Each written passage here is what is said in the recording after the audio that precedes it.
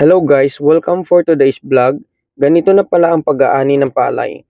Modern machine na ang gamit na kung tawagin nila ay rice harvester na ang brand name ay Kubota DC70 Pro model na nagkakalaga ng 800 to 1.2 million depende sa year model nito. Taliwas na nung unang lumipas na panahon, ang pag-aani ng palay ay pagtatabas gamit ang tinatawag na garab.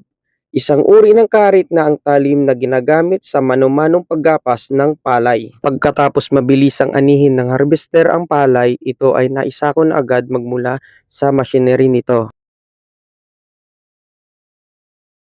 Mayroon nang nakaabang para buhatin ang palay na kung tawagin ng mga lokal ay konduksyon.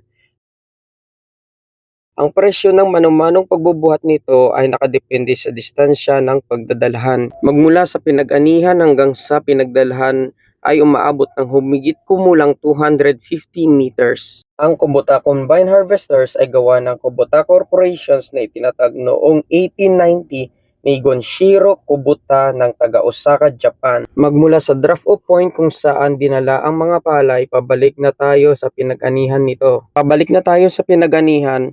Mula sa himpapawid, matatanaw natin ang malagintong butil at dahon ng mga aanihin pang palayan.